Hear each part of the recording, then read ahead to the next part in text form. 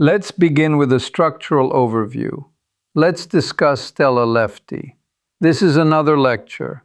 I am Alexei, a professor, and today we will consider how a young American songwriter navigated platforms, genres, and charts to arrive at a measurable breakthrough.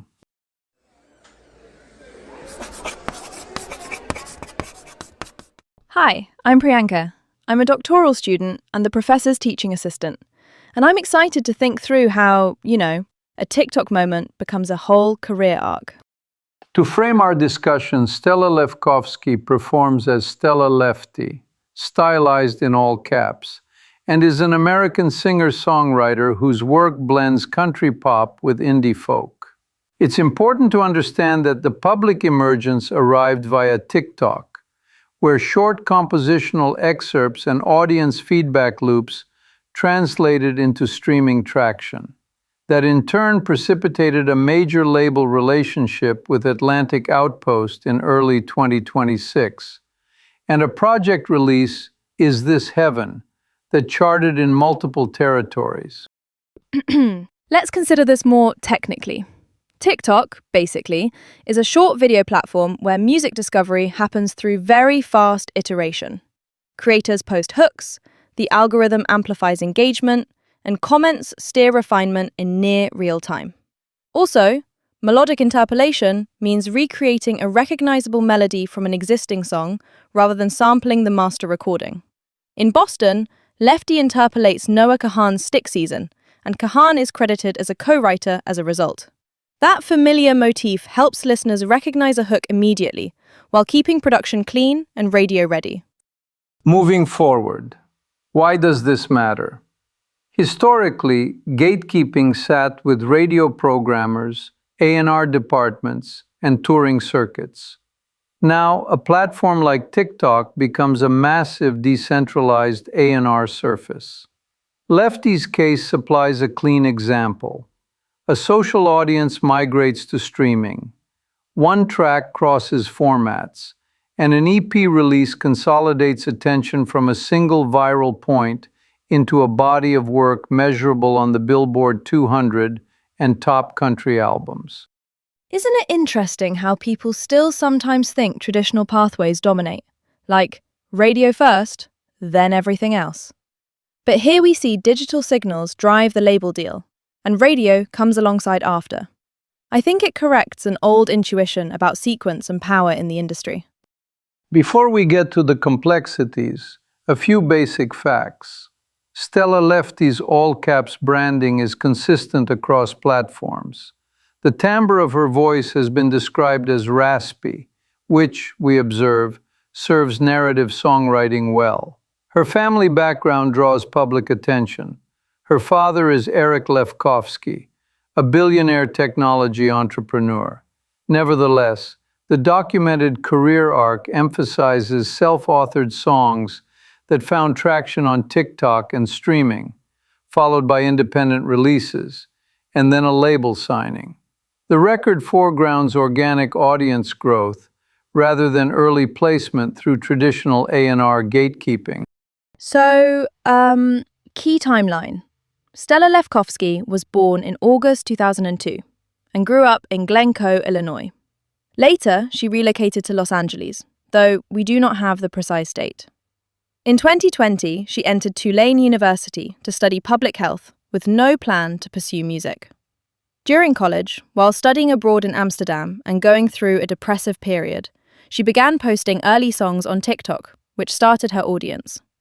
After graduating in 2024, she released independent singles like Stay and Kiss Me. In July 2025, she released an independent EP, tragic really, with singles such as Cynic, See Through, Decay, Grace, 7-Eleven, and Could Have Been Me. She also appeared on tours in 2025, including the For Your Validation Tour and the Worldwide Hysteria Tour. In January 2026, Thinking About You, co-written with Grace Enger and Sadie Jean, reached number 50 on US Hot Country Songs. In February 2026, she performed The Kill for Scream 7, and shortly thereafter signed with Atlantic Outpost. In April 2026, Boston debuted at number 95 on the Billboard Hot 100. By May, it entered the top 20 and ultimately peaked at number 6. In May 2026, the EP Is This Heaven arrived via Atlantic Outpost. It debuted at number 38 on the Billboard 200 with 20,000 units and later peaked at number 25. It also debuted at number 9 on Top Country Albums and charted in Australia at number 21, Canada at number 16, and New Zealand at number 27. And just to round out outcomes, Boston peaked at US Hot Country Songs number 4, US Country Airplay number 11. Internationally, it reached Canada number 5, UK number 15, Ireland number 8, Australia number 11, New Zealand number 13, and a worldwide tally of number 23. Certifications include ARIA Gold and BPI Silver.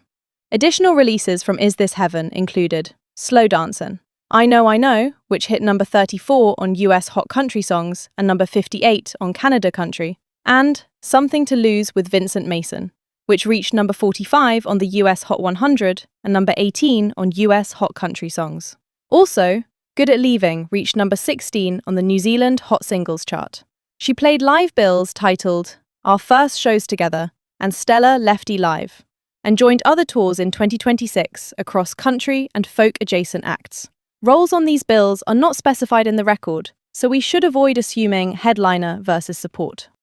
Speaking of personal interest, as it were, I have long studied how digital infrastructures displace narrow gatekeeping. TikTok is to A&R what computer databases were to chess openings in the 1990s. One does not remove human taste. One simply increases the speed and breadth of evaluation. The result, in cases like Lefty's, is rapid translation from fragment to format to chart. This logically leads us to 3 guiding questions about discovery, composition strategy, and branding. Priyanka, would you set up the first one? Sure. How did TikTok, specifically, change the trajectory of Stella Lefty's career? In this context, TikTok functioned as a distributed A&R laboratory. Lefty posted early compositions during a difficult period abroad, and the platform's mechanics, short hooks, rapid iteration, and comment feedback, validated which melodic and narrative elements resonated. That audience then migrated to streaming upon release of independent singles in 2024 and the 2025 EP, creating a baseline when her 2026 material arrived. The first Billboard signal, Thinking About You at number 50 on Hot Country Songs, indicated traction before a major push. After signing with Atlantic Outpost, Boston benefited from a familiar interpolated hook, playlist ads, and growing radio interest. The pipeline from TikTok proof of concept to multi-format charting is unusually transparent here. I'm curious about the role of audience feedback. Like, did comments really change the songs, or did they just confirm what she already liked? We can infer that feedback loops acted as a low-cost filter. One does not need exhaustive rewrites. Even small adjustments, emphasizing a line, foregrounding a melodic cell, refining pacing, can raise shareability. More importantly, visible enthusiasm de-risks subsequent investment. Labels, programmers, and collaborators can see community response. When the EP Is This Heaven arrived promptly after Boston's surge, catalog depth converted single interest into project listening, as evidenced by its Billboard 200 and Top Country Albums placements. Next, let's explore composition strategy. What if Boston hadn't used Noah Kahan's Stick Season? Would the trajectory have changed meaningfully? Arguably, yes. The interpolation provided immediate recognizability and a bridge to adjacent indie folk listenership. Crediting Kahan both ensured proper attribution and situated the song within a lineage programmers already understood. Absent that familiar melodic DNA, dissemination might have been slower across formats. Cross-genre acceptance can benefit from a known anchor. That said, success is multi-causal. Lefty's raspy vocal timbre, narrative writing, and country pop pacing were already compatible with both country and pop playlists, and she had measurable pre-Boston signals in early 2026. Can we say that similar outcomes could come from other tactics? What if she had avoided interpolation entirely? What else might have substituted for that effect? To elaborate, alternatives include crafting an original hook that evokes communal sing-along without external reference, emphasizing duet or collaboration to expand reach, as seen later with Vincent Mason, or sequencing releases so that audience-validated snippets culminate in a track designed for multiple format indexing. One might also lean into narrative specificity, what we sometimes call diaristic detail, paired with pop-efficient structure. None of these guarantee a Hot 100 Top 10.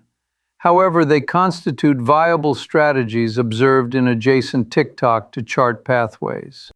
Let's transition to another aspect, namely branding across genres. What challenges do artists face today when branding themselves as genre agnostic? It's crucial to understand that markets still transact in verticals: country radio, pop radio, genre-specific playlists, while audiences now listen horizontally.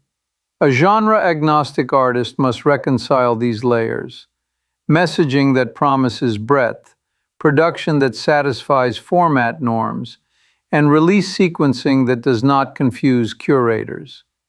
Lefty's case is illustrative. Signing with Atlantic Outpost aligned her with a country-focused infrastructure without foreclosing indie folk or pop collaborations. Her metrics: Hot 100 peak at number 6, hot country songs at number 4, and country airplay at number 11, show the opportunity but also the friction, since radio airplay lags multi-metric performance when format identity is debated. What comes to mind next is the future. Do you think genre-agnostic positioning becomes the norm, or does the market reassert clearer lanes? In simpler terms, both forces persist. Platforms reward hybridity. Programming teams require categories. We will likely see artists maintain multi-identity branding while optimizing per-format assets, mix, instrumentation, or even alternate versions to satisfy gatekeepers. Further research is needed on audience segmentation dynamics. Which cohorts follow across formats? Which assets trigger conversion from a viral single to sustained project listening? And how imprint strategies, like Atlantic Outpost's country framing here, balance breadth with clarity. To summarize, Stella Lefty is an American singer-songwriter whose country pop and indie folk blend, raspy vocal texture, and TikTok-born audience produced a 2026 breakthrough anchored by Boston, and the EP Is This Heaven? We examined TikTok's impact as decentralized A&R, the strategic role of melodic interpolation, and the promises and puzzles of genre-agnostic branding. If this interests you, studying digital music marketing and multi-format strategy will provide useful comparative cases. That was helpful to think through, actually. Thank you, Professor. And thanks to everyone listening.